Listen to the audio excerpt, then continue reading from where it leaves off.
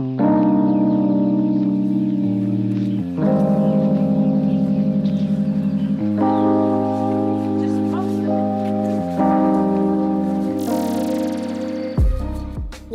Today is the second episode of Black Terms Podcast. So, welcome again. Thanks to everyone for tapping in with us.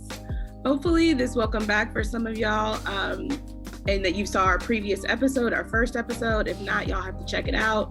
So our first episode is on, 1 year since George Floyd, available where all podcasts are available. And so check that link to subscribe with us. So let's get into today's episode. This episode will be talking about what it's like to be a young Black artist today, the hustle, the grind, and surviving in capitalism. In case y'all forgot, On Black Terms is brought to you by Tandem Ed, where we are living, learning, and leading alongside community. Tandem Ed is a consulting organization that exists as a healthy bridge between community and institutions. So I'm Dr. Norrell Edwards, Director of Communications and Creative Content at Tandem Ed. I'm co-hosting today's episode with the wonderful, illustrious Jason Rivers, our Managing Director of Services and National Director of Tandem Ed's signature program, Own Your Story. Today, we have two special guests from the New Orleans Own Your Story #YouHeardMe campaign, Alvin Harris and Morgan Malin, who are both ambassadors. So Jason, can you tell us a little bit more about your baby, OYS, Own Your Story? Thank you, Sister Norrell, for the shout out there. Own Your Story is something that, is something that's catching the country by storm. We've had the opportunity to build with our people across multiple cities. It's a work that started in Pittsburgh, my hometown, and then we, progressed to Detroit, New Orleans in the building, Newark, New Jersey, and we're launching some work in Jackson, Mississippi. And really it's all about creating a campaign that's created by the people, for the people, around the issues that the people want to tackle and creating the future that we want to walk into. So it's a really powerful opportunity to connect with the brilliance, the creativity, the belief systems of our communities across the country, to see the uniqueness and the way that we operate in our spaces, and then the collective interest that we have, no matter where we are across cities. We see, these similar patterns of, these futures that we're interested in and these fights for justice that we're after. And so really, just like the podcast, it's all about being intentional to be in our spaces, to lead our spaces. We're not looking for permission from anybody else to tell us how we should operate. And, that's why we're even excited about the opportunity to engage and build out this platform as Black Terms, the podcast. And today with our two amazing guests, brilliant individuals that I've had the opportunity to grow alongside, learn from, share community with, and watch them lead work in their city. That is now not only touching New Orleans, but beginning, there's people that are interfacing with the work that they did locally now across the country. So, we're excited to have them here today to talk more about, the way that they own their stories and their spaces. And so let's get it, man. I'm excited about the conversation. So who wants to introduce themselves first? Ooh, ladies first. See, I was gonna say, since you turned your mic on first, you should go first, but you came out with a song, so I gotta respect it, I guess. Yes, creativity from the jump. Let's go. Yes.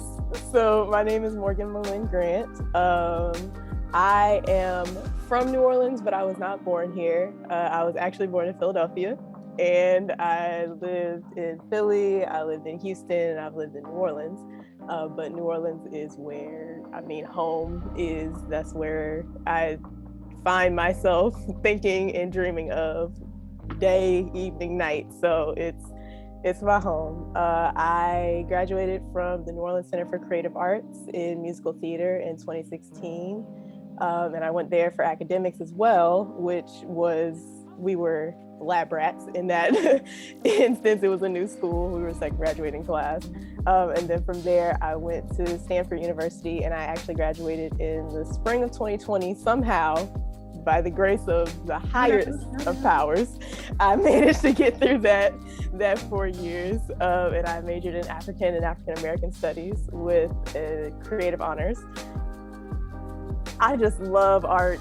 I love making, I love history, I love Black folks, I love indigeneity. It's something, being someone who's traveled my entire life and haven't really had a true consistent home, it's something that I just relate so deeply to the narrative of Black bodies in America, of having that disconnect from a home. And I think that really has just sat with me since I was a kid, and what really got me into paying attention to Black narratives, and as opposed to the stories that we are told about Black people and the beliefs that we are told we have to accept.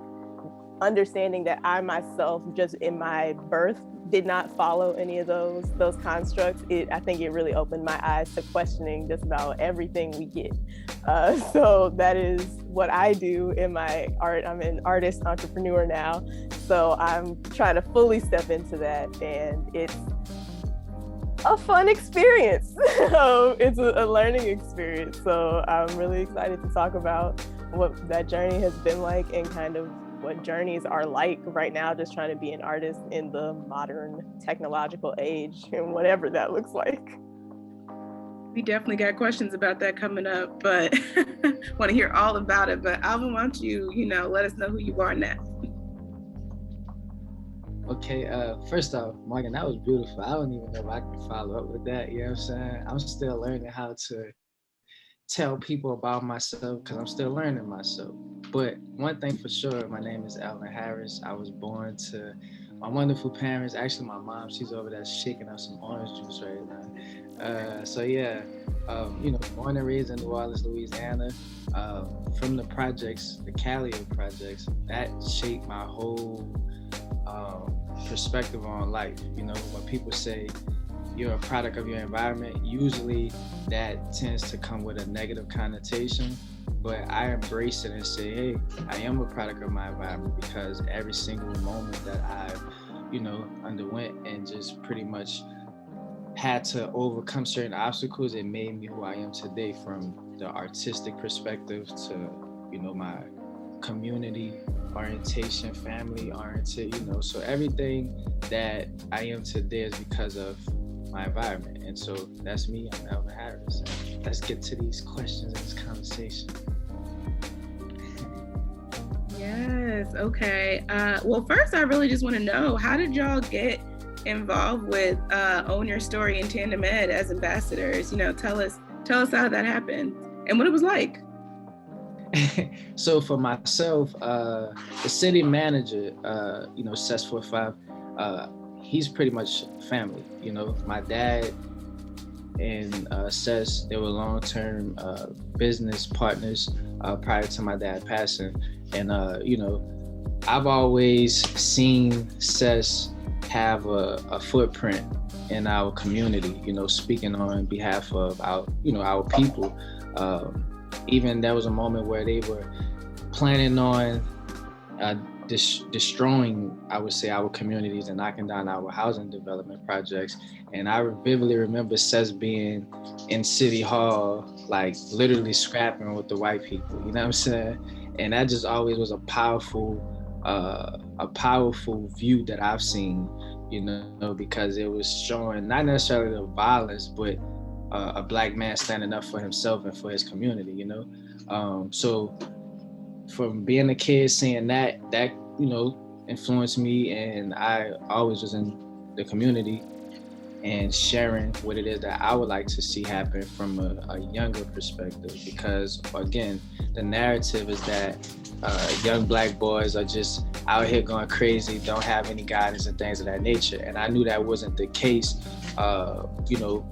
in the proper context, basically. It's reasons for everything. So I started to go out into the community myself, feeding the homeless, bringing the young kids along, the young Black boys along with me, to learn entrepreneurship, which is, I do this pretty much every quarter. I'm having some groups, at least 5 to 10 young Black boys with me, so it's just one of those things where I've always just been in the community, doing what it is that I would like to see change. And Cess reached out to me, was like, it's a no-brainer, man. I think, you've been developing your voice, and I would like for you to be a part of this campaign. So that's how I became a part of OYSNOLA. And Morgan, before you go, just big ups to Sess, man. Sess 45, we so grateful to have him, lead the work the way that he did, the influence, and you can see that, he's a culture bearer of New Orleans, of the people, and it's been a tremendous journey to build with him, and even to watch y'all move as a unit, from him as the manager, to the ambassadors, the steering committee, and the love and respect that y'all have for each other. So just shout out to Sess and all the mobilizing that he did on behalf of the work.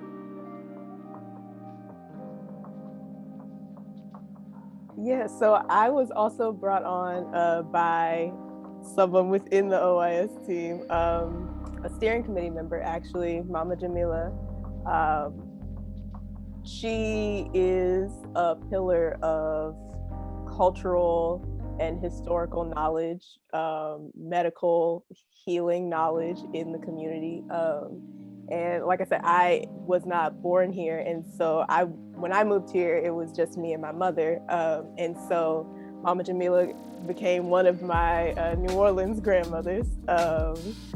And she has helped raise me, has helped teach me to value Afro-Indigenous spirituality and like believing and trusting our people. And she has believed in me. And so I did a lot of community service work since a kid. Did anybody else have the thing where like after school or like when your parents were at work, childcare, you were with them at work and that was the childcare? Yeah. That's how I grew up. We had after school on school days, and then after that, we went to work. And so anytime my mom worked anywhere, I was at work with her. So I got the fundamental basic trainings of how to do, give back to the community, and also how to stuff bags and make, different all types of stuff, So I've just been learning all the different types of things and trying to figure out how I wanted to give back to the community. I never really figured out what the job per se was. Originally, I kind of wanted to be in law, and I just feel like it drains the soul out of Black people. And so once I started really investing in the arts, that's really where I found my home. And Mama Jamila was like, look, I need some help. I'm trying to find some people between these ages for the Own Your Story. And she explained the whole thing to me, and I was like, okay, yeah, I can talk to my people. And a couple days went by, and then she was like, wait, how old are you? I was like, I'm 22. At the time I was. And she was like, come on, this is where you need to be. And like, she has just shown so much belief and faith in me, and in the times where I'm like, Alvin, you say that I know, like, I don't know what the heck I'm ever gonna say, really. I don't know what I'm doing. I'm someone, I just follow what feels right. And sometimes that works out and sometimes it doesn't. And so like having an elder who is just so invested in me as an individual, but the future of our communities and like the future of Black people outside of, what Black people are being told we are. Having someone like that who is willing to like call me in and call me out was just really amazing. And so she brought me in as her third person once she realized how old I was. And it was, I ended up seeing some people who I did know already. There was somebody who went to my high school, and then, I met Alvin and all the other ambassadors and the other steering committee members. And it's just been so much fun. The magic just started from there. Jason, can I just ask a favor? I feel like, could you just explain the Own Your Story, kind of like how it works a little bit more for, our listeners who might not understand in terms of just like the steering committee and the ambassadors and how they come together, just so that when people listen, they'll kind of have like a better understanding of what that means? Sure. Yep, absolutely. And before I do, I need to go back and pay homage to Mama Jamila as well. Yes. To the elders, right? And what I love and appreciate her as the wisdom and the elder that she moves with, she loves learning, and she doesn't move with ego. And I watched her willingness to honor what it means to live, within the roles of her generation, and the willingness to learn the roles of the newer generation, the younger folks, and making sense across worlds, right? And in some of those engagements, just the power of somebody that possessed like her aura and energy is something that you just respect. And I admired not only her, but some of the other elders. And there was times where we would go back and forth. I watched y'all battle it out around, belief systems and the way you wanted to move the work. And I watched them stand their ground on things that were very important. And I watched them yield their spirit to the power of the youth. And to me, that's intergenerational collaboration. And Norrell, to your point around Own Your Story, that's what the work is all about, right? It's community members coming together to create and plan a campaign. And there are people that play certain roles. We tend to have more elders that serve in the role of steering committee members, kind of these advisors that, realize where they sit in the work, like, they may not have the same energy that they once had, but they're all about, consulting and supporting the youth, and affirming the youth and their leadership, and the youth really guiding and building work with community, where we're going out to learn the stories of community members, and from that information gathered, and it's probably even better for them as ambassadors to tell elements of the story than me, but really it's just an opportunity for us to learn the stories, the rich stories of our people, the interest of our people, and from gathering that information, the creative brilliance of the young people come up and vote on names for their campaign and what they want to focus on and content that they want to create. And so, probably better suited for, the experts on the ground, such as those two that we have that here with us, and to talk a little bit further about it. The other thing that I will say is that at the end of the year-long campaign, we believe in investing in our spaces, right? And so we're very intentional throughout our work when we're engaged in the community and in the city that, we want to do business with Black businesses. We want to support individuals in our spaces, right? We want to stimulate the economy in Black communities specifically. So we're very intentional about how we move. And at the end of the process, we want to invest resources back into the community. And one of the ways that we do that is this 100K campaign that we've done across the 3 cities, where we supported 20 passion projects in Detroit, New Orleans, and Newark.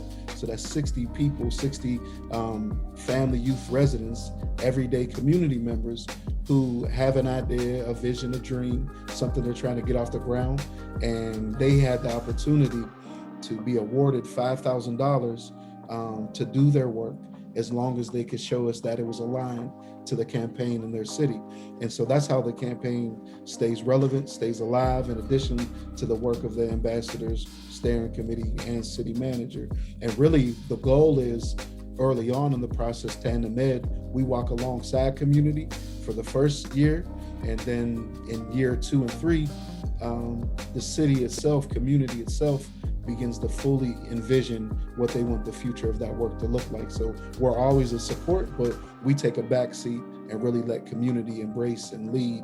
And we're just here to build that network. And what's super dope is that we have networks across the country that are communicating, that are building with each other, and the work in their cities, as well as really creating this national movement of what's most important to us. And so those are all things that we're really, really excited about.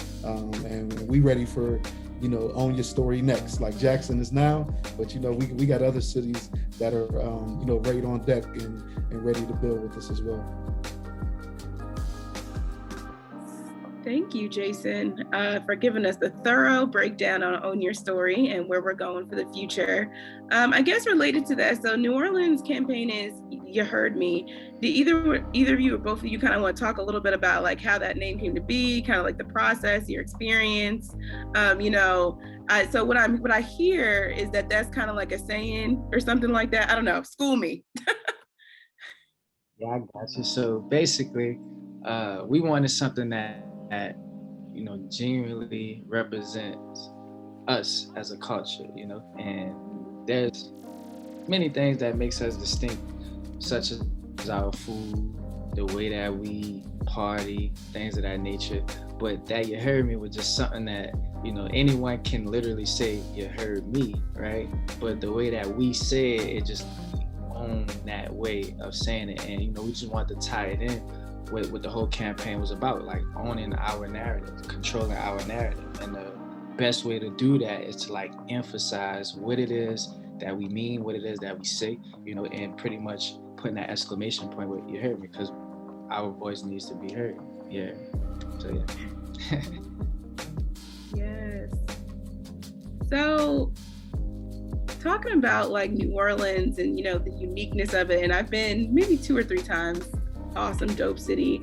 How did New Orleans kind of influence you, as an artist, as someone who's like a creative or a creator?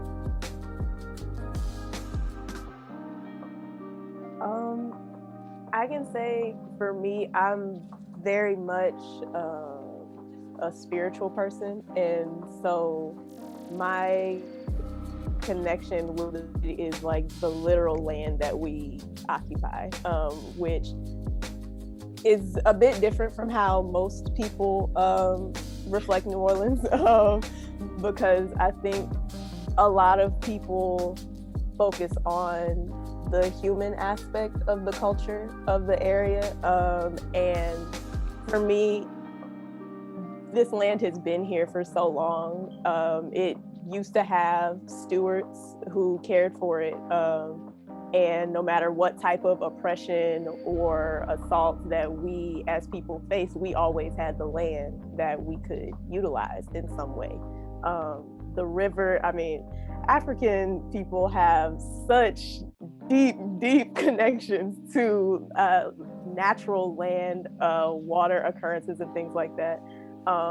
And for me, I enjoy finding the balance between the Black American aspects of New Orleans that I experience and the Afro-Indigenous aspects of New Orleans that are often not shared with us.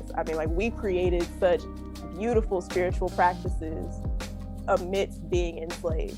We found ways to practice magic and not be murdered for not openly practicing Christianity. And then eventually we fuse the two. There are all types of ways that we borrow and that our spirits are present in the physical land. And for maybe my sense of mortality, it's a lot. It's just so much more transformative, engaging with the land, because as we know, the buildings, the food, the dance, there's so much that can be appropriated and harmed, and it's sad. And so I love fusing our relationships and our histories with how we've, healed with the land, how we have hidden in the land, how we've grown this literal land.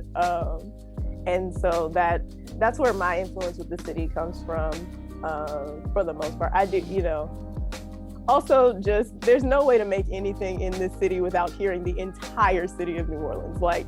You're always gonna hear something just going, I just be hearing loud music just parked on my corner. I'd be like, whose bounce music is outside my house right now? I could have been filming something and then it's gone. And I'm like, it's New Orleans, whatever. And it's that just has such a huge influence on my value of life. There are so many things that go wrong in this city, and there are so many things that go right. There are so many opportunities that are really easy to miss when you get caught up in some of the pain that exists in our people in this city. But I think really just letting everything pour into me is how I reflect it in my art, whether it be the loud music going down the street around the corner, or if it's just like looking up at the sky and like feeling the humidity and being like, there's nowhere else I could go in this country where I could feel the river on my skin as I walk through the street. Like that's such a magical and powerful experience for me. And so I just love carrying that in my work. You not playing. Oh, I'm sorry. No, go ahead. I agree. I just want to say, you're not playing about feeling the river on your skin, because I definitely was in New Orleans in July, and I was just like, wow. Yeah. Woo, like, this is nothing I've ever experienced being, from New York and stuff. Like, this is okay. Yeah. Don't straighten your hair down here. It's a waste of time. Just a whole waste of $75 in 2 hours. Don't even do it. So I got a question for Morgan. You had said something around the appropriation, right? Of our the physical things in our spaces, the culture, the food. Both as artists and as activists. And what ways, what are those gems about New Orleans and about the Black experience, and what ways do you preserve and protect those elements of us that are unique and that are assets to us, right? Because I heard you also talk about borrow, and I think that's part of the creative energy to see something dope and you can remix it to fit utility for yourself. But as historically this country's relationship with our communities, it has been really stamped on this exploitation and appropriation of our creativity and our ingenuity. And so as creatives, and as entrepreneurs, where is that fine line? Like, what are the gems of us and how are you protecting those gems?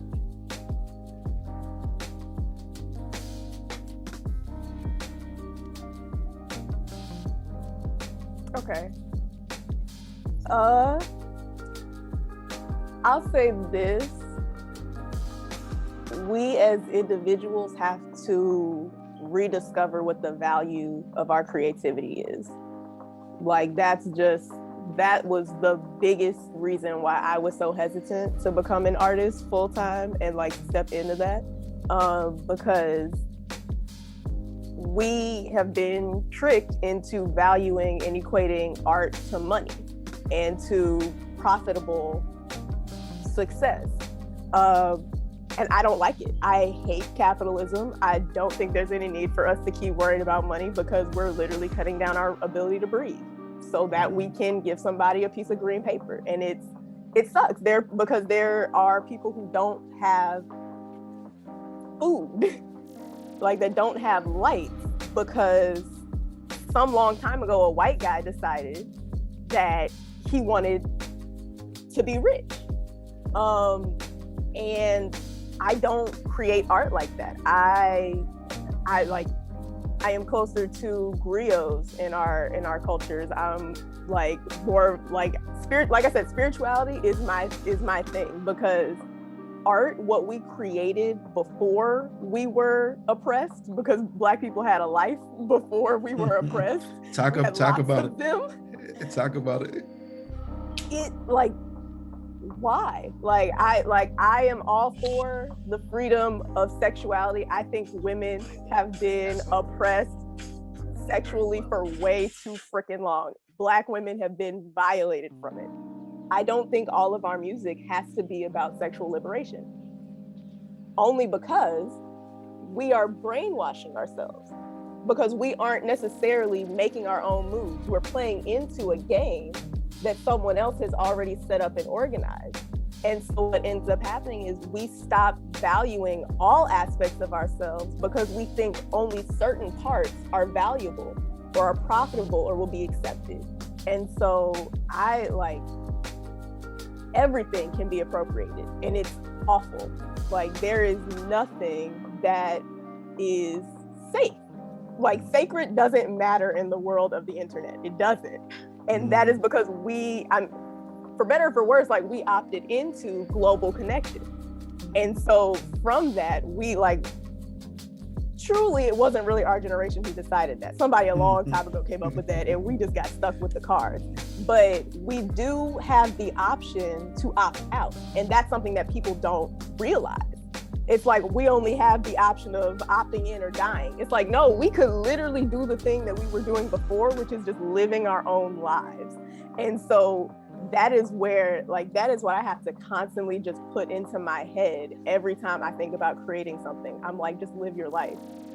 Just live your life, because I have to put out what I want to put out. Like if there is a story inside of me, if there is some feeling that I know I need to get out, maybe it's just because like I'm tired of it being welled up inside of me, or because something is telling me that someone else needs this. Like that is the type of art that I want to make, because sure, someone could try and imitate me, but you can't replicate my emotion. Like Facts. You cannot replicate my experience. And so for me to just create what I believe I was gifted to create, that is the only way to get past like the commodification of art. Like activism is art for Black people. Like we'll never get out of it anymore. Like our history done been so twisted. We gonna be activism in it for a minute. Like we just gonna have to accept it, because every action of freedom of faith that a Black person chooses is activism, because we are going against the system that is telling us we're not supposed to matter. And so it sucks. I'll say that it sucks. It is a very bleak and depressing thought, and it really, like, a lot of times, like, I just can't make stuff. Like I just have to take time out, because I'm like, this will not be successful, because I'm not talking about the things that are really popular right now. And I'm like, you know what? That's fine, because there are a lot of people who are looking for something that is not what we're hearing on repeat, not the exact same narrative. So, it's kind of like an endless cycle, but it's better than working a 9-to-5 that I don't enjoy, I feel like. That's really just where I got to. I was like, I'd rather just not have a job that I don't like.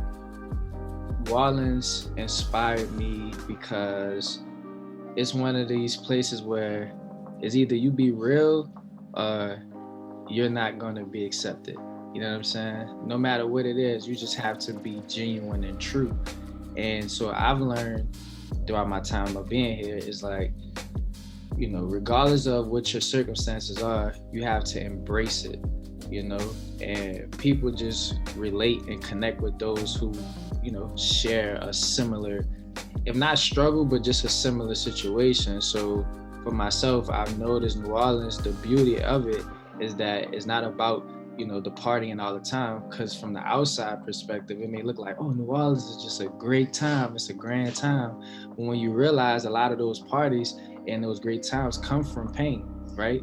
And that's the way that we express ourselves. And so for myself, I've learned to follow that in, but at the same time, express it that way I can show the light for my brothers and sisters moving forward. Like we don't have to just remain in that trauma. So, it's like pros and cons to being from New Orleans, honestly, as an artist, because again, it's a great city, but along with culture, comes with not changing things, right? That's what made us who we are for so long, like 300 plus years of just like sticking to what we feel is what it is. But sometimes you need to evolve the mindset in order to, elevate from a certain situation. And so I'm just using that base to, again, remain true to who I am, but also making that effort to show my people that we can also remain who we are, but evolve into this next thing that we, ultimately are here to be, which is a great being, a great collective, and not allow other people to dictate who we are. So that transitions into what you asked Jason about, how do we go about protecting it? For me, I feel like education is very important. And when I say education, I'm not necessarily speaking about the institutions and academic wise, because although I graduated from college, I've learned much more outside of the classrooms than I did in school, you know what I'm saying? And with education comes with understanding your value, right? So once we know who we are, then regardless of what corporate entities try to take away from us, it won't be successful, because as Morgan said, you can't replicate certain things. It's just certain, touches like that. Just like when my grandma make food, you know what I'm saying? When she make gumbo, it's a certain way she make it versus if I go to the French Quarters and eat it, you know what I'm saying? Like to outside, oh yeah, this tastes great, but it don't have that same connection, that same feeling with it that these corporate sponsors have. So again, once you know yourself, know your value, then we can start talking about ownership and knowing who we are and maintaining that. And I think that's my main thing right now, is just making sure once I learn something, I share it with my peers and with my community. That way we can all know our value. So that's how I play my role in protecting, this thing that we call New Orleans. Yep. That's what's up. So I have two things, and I know Norrell has some as well. Speaking of the evolution, right? Like what are some of the current projects as creatives, as entrepreneurs that both of you are working on now currently? Like, tell us about that. And then it's a must that we look back to that point around the classrooms of learning that you experience outside of the institution. Like, I want to tap into what that's been like for you all, and I want to give space to the community of learning that exists outside of traditional space. So we can come back to that, but just for a minute, like, talk about that evolution. Like what are the current projects you're working on, and just share a little bit about those businesses, those creative things. What are you doing now? Okay, I got you, Morgan. I already knew it. She look. All right, so, man, first off, special thanks to Tandem Ed. Honestly, that this whole experience has opened my eyes up to not only, the talk of what needs to happen, but you all put resources in our community, right? And I've seen how people at Club 7140, where we had that, what is the correct term? The ceremony, like just the energy in there was amazing. And I was like, man, I want to have that same effect on my people as well. Of course I have to continue to network and develop just myself as a being, therefore I can help others. So one of the projects that I am working on is called Project 10, right? Project 10 is going to be basically an initiative where young Black boys are going to be able to learn entrepreneurship, have some guidance, basically like a big brother in a sense, and I want to have at least 10 young Black boys during the summer where, we travel and we go and learn, again, about entrepreneurship, whether it may be selling the bottles of water or selling merchandise, whatever that may be at that time. So Project 10 will definitely be a nonprofit, so I'm working on that at the moment, and someone a part of Tandem Ed is definitely helping me out. So I just appreciate y'all again. Outside of that, Baku, which is a company that I founded along with my friends back in high school, which means indescribable happiness. I'm wearing the shirt right now, Baku. And so since the age of like 16, it just pretty much was something where I wanted to use that message of indescribable happiness, my community, via art and charity. So whether that be school and book giveaways, Christmas, giveaways, whatever it may be, to just give, be a beacon of hope and light. That's what we're here for. So even on the music side, because I'm also, a hip hop artist, and every time I'm creating music, it doesn't necessarily have to be the most thought-provoking, but I do want someone to take something away from it that can help elevate them. So, that's Baku. And I'm also now getting into this new endeavor that's been on my heart, like every day and night. I barely begin to sleep, honestly. That's how much I've been on this project. And the name of the water company is Elis. Elis means everlasting joy. And I just noticed that our people, we have, it's strategically done this way, but we don't really have much access to clean drinking water, right? And my whole thing is, Hurricane Katrina really inspired this thought, because I was 9 when Hurricane Katrina occurred, and that was actually on my birthday. And I just recall at that time as a 9-year-old, I wanted to have the parties and the, just the big gatherings with my family and things of that nature. But being from New Orleans in this time, with hurricane season, it always rained. So for myself, I was like, yeah, this is gonna be the biggest one. I want a LeBron James jersey. I want the new NBA 2. It actually was live at the time, NBA Live. I just wanted all the material things. But Hurricane Katrina showed me the value of family, right? And that was my first time seeing my entire city at panic.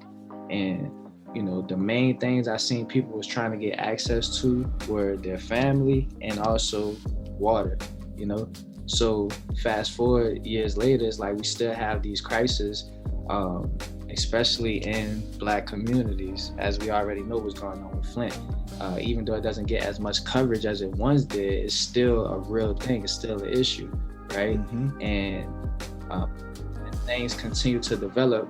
If we don't recognize what's going on, we're gonna be, we're already in trouble, but it's like we're gonna be at a very, very, very deep level of trouble when it comes down to who gets access to clean drinking water. And we, as we know, like, water is essential for life. Like, we need water to live. So I want to be able to help my people have access to that. So that's the new endeavor that I'm embarking upon, and that's what I got going on.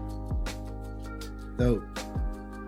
Can I just ask really quickly, that sounds like you got a lot of really awesome projects happening. You said it's Baku? That means? So Baku. Baku, the V. V, yeah, correct. Okay, Baku. Indescribable happiness. Indescribable happiness. Okay, so that about to be like the new Black Boy Joy. Should we be hashtagging that, like hashtag Baku? Gonna put that under the podcast, hashtag Baku. Is that the movement we starting? Let me know. I'm gonna put it on the internet.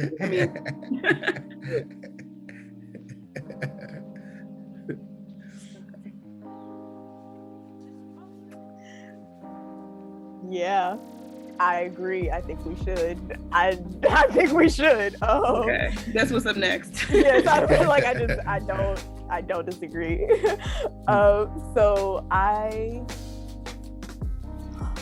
What am I doing? So currently I have a production company that I created called Small Mercies Creative Productions. And I do music, covers for the most part. I have not learned how to make my own songs yet. Songwriting is hard. Don't let nobody tell you it's not. Give them people their money. They deserve their checks. It's hard. So I'm a singer. So I'm trying to figure out how I want to navigate down that path. But I'm doing videos I do poetry and other types of writing. So making videos to accompany the poetry and things like that. Really just trying to have a space to house all of whatever creative content I produce. I think a lot of times people focus on getting their work with some of these major corporations and like these large companies, and then we don't hear our stories once that check gets handed over. So I'm really trying to build some type of structure as a artist here, because a lot of new artists feel like they can't really make it because there's like, you have to have familial connections, or you have to know certain people, or you have to have been doing it for XYZ long. And, just wanting to establish it for myself and have a home base where I can hold my art instead of having to hope that some bigger company will think it's good enough to change, and then, they buy it or things like that. So I'm doing a bunch of different projects with that, trying to get stuff done. I'm also very soon, hopefully, going to be releasing some t-shirts that go with the poem that I wrote for the New Orleans campaign video launch thing. So I already see your face. Wait a minute. First, I gotta say, I'm pretty sure yesterday you said that this was not a poem. Not a poem.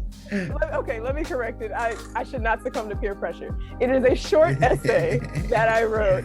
Let them know the real terms are gonna be on our terms. Don't give in. It's a short essay that you will recite too. Yeah, you are right. You are right. It is a short essay, and again, this kind of goes into my writing style. I tend to write in a very poetic nature because the point of my writing is to tell a story, but it's also to encapsulate you in the story. Like, I grew up reading books. Like, that is all I did. I am very antisocial. I don't do well with people. I love reading books.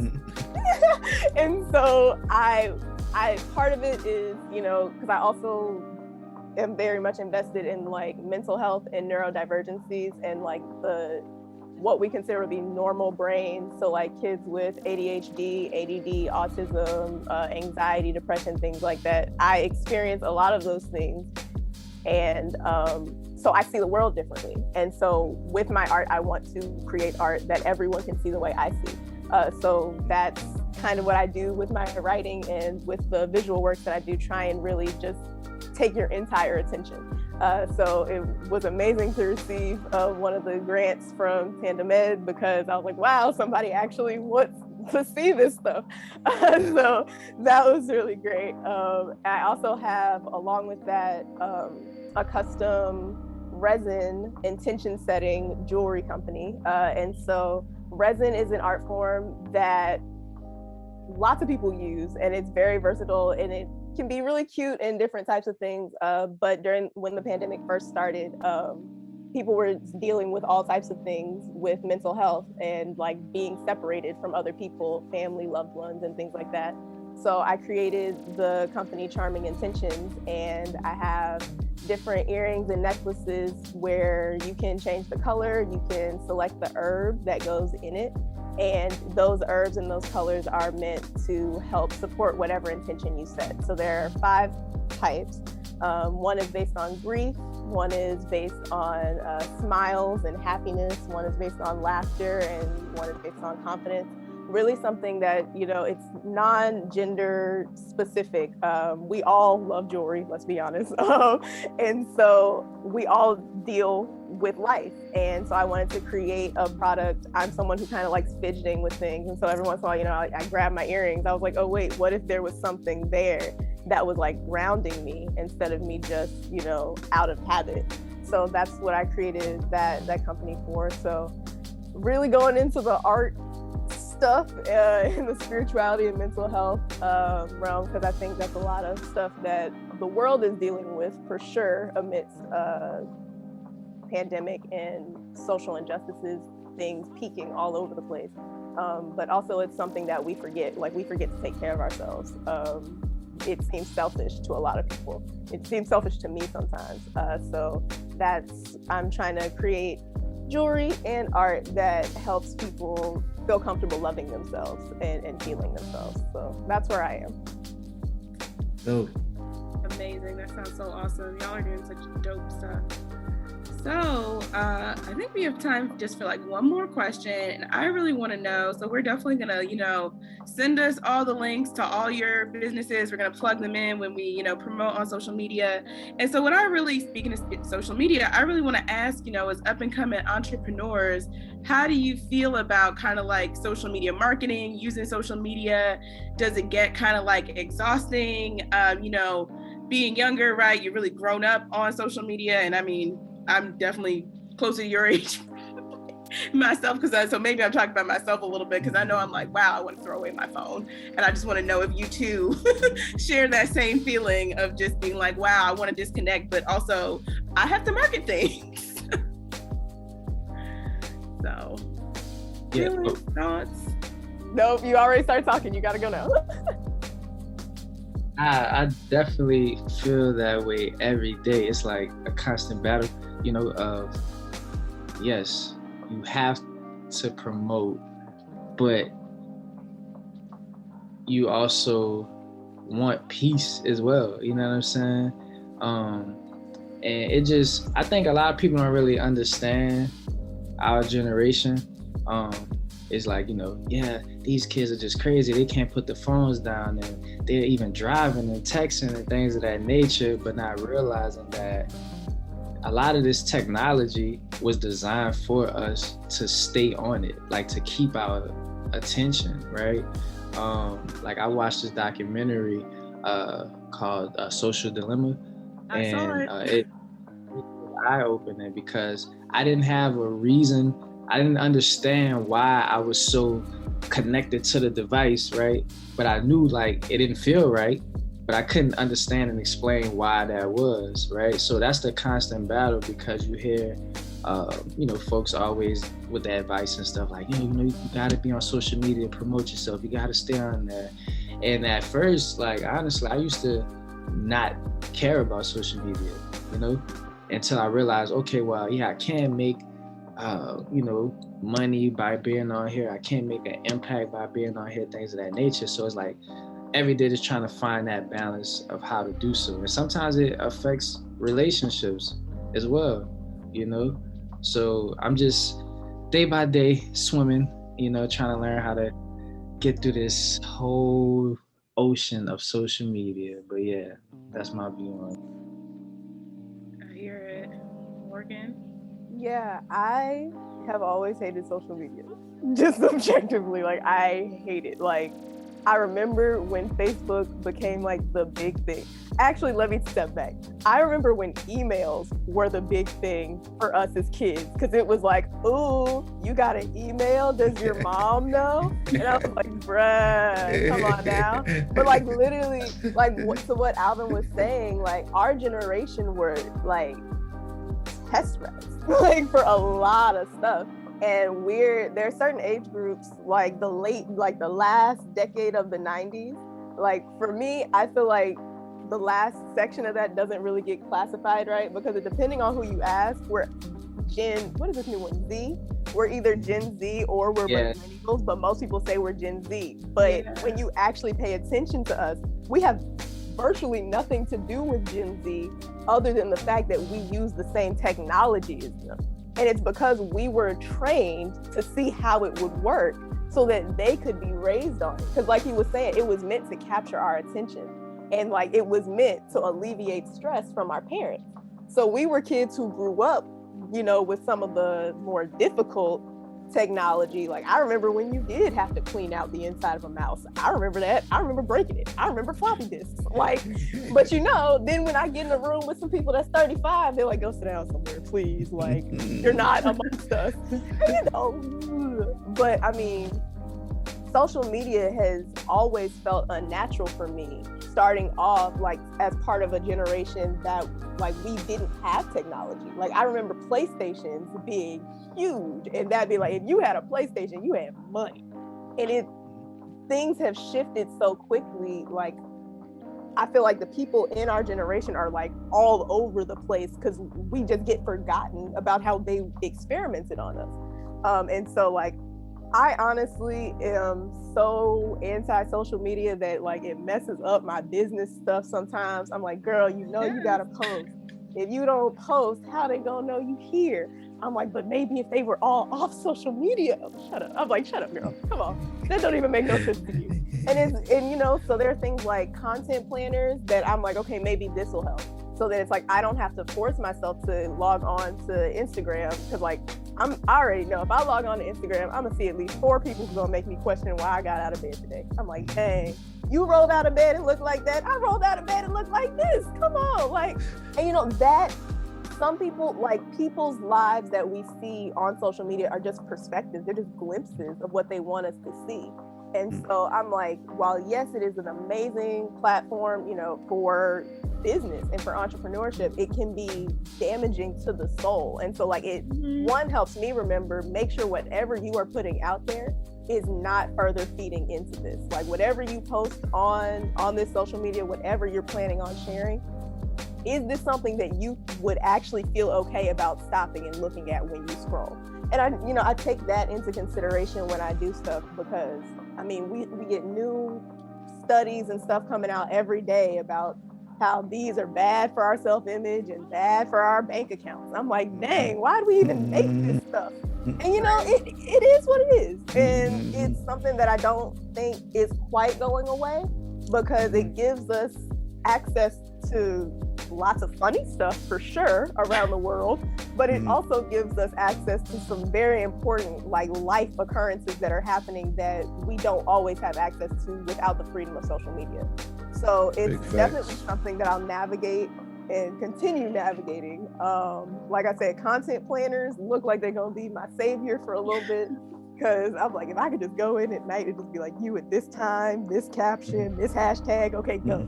That's so much better for my everything than actually getting on there and posting, because it's hard.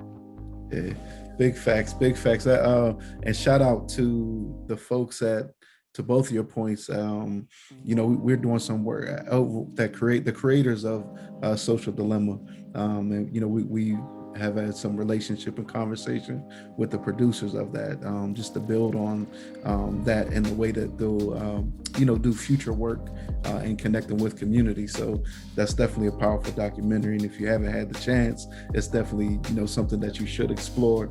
We're not going to let y'all go because we're winding down, but we're not going to let you go without getting a little bit of that creativity. Norrell already put you on the spot, Morgan, put you on notice. So we want to hear that. We definitely want to hear that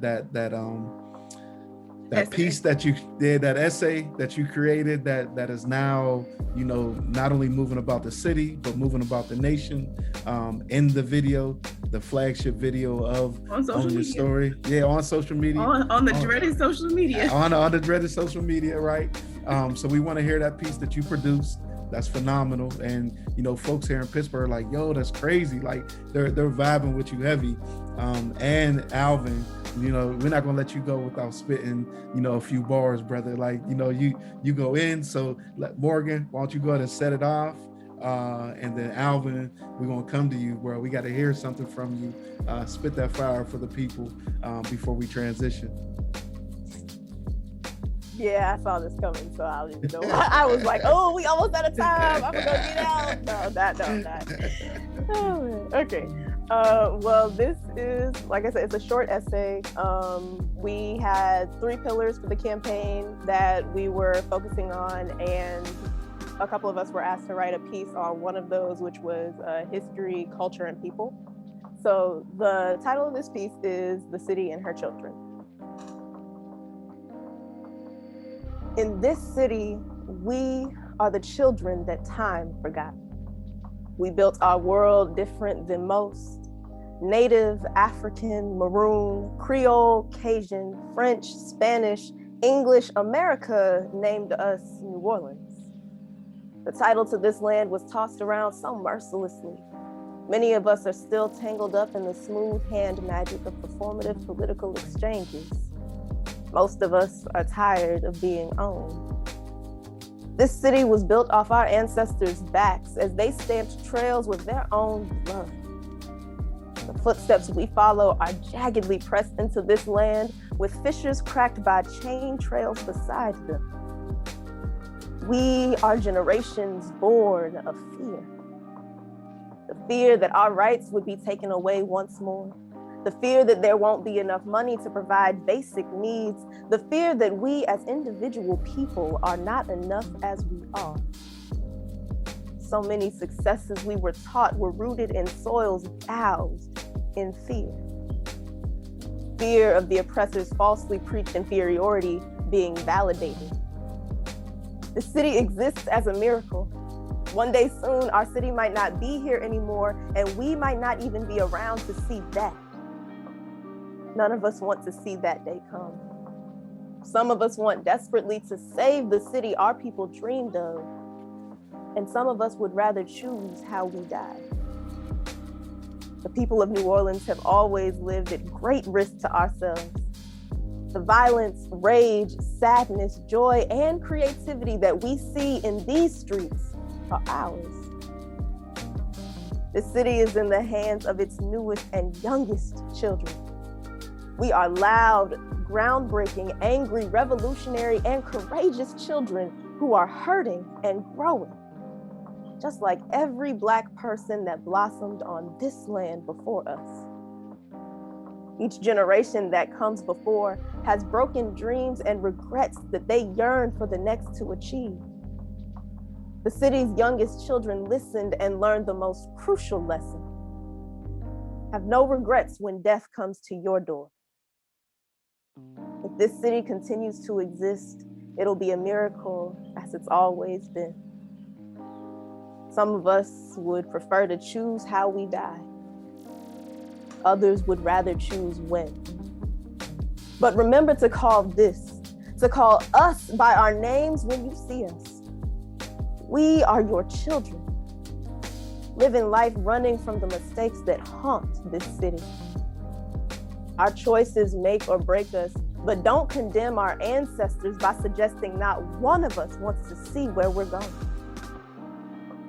We are the products of our forebears, but we are not our forebears' products.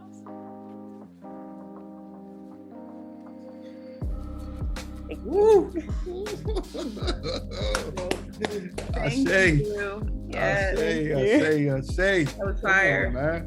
Come on, man. Thank y'all. Jeez. Brother Alvin, let's So get it's it, my brother. turn. Yes, sir. Your turn. That stage fright. That's what I shit. So right here is just, day-to-day expressions where I may say something such as I put the blunt out in the ashtray, this girl named Ashley that I met last Saturday making my phone ring. She telling me how much she loved me and how she wanted to touch me, but I hung the phone up because them lies too ugly. You see, I am from the southern region. We learn how to tote Glocks and sling rocks before your ABCs. And I was seasoned by people with no education. So if you come around here, they need an explanation. As I'm pacing backwards and forth, I'm trying to figure out how to get it without going up north.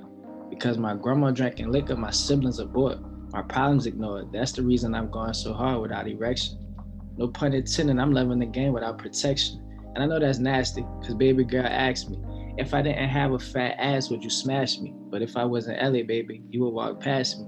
We both laughed and started watching Degrassi, and I ain't happy. So that's why my raps be wicked, vicious, too cold for competition. And this is food for thought, so when I see you, do the dishes. Peace. Okay, Kay. Woo. Okay. Yes. Fire. Yes. Our young artist. Thank you so much for sharing with us. I think Thank y'all for having me. Yeah, thank you. It's been amazing. Yes. Yes. Okay. So I think that is it. Thank you everyone for tuning in. Tap in with the Tandem Ed Network at tandemed.com on IG or Twitter. You know the dreaded social medias. That's where you can find us. Also follow #Black Terms, #Own Your Story. And until next time, live, learn, and lead on Black terms. Peace and love, y'all.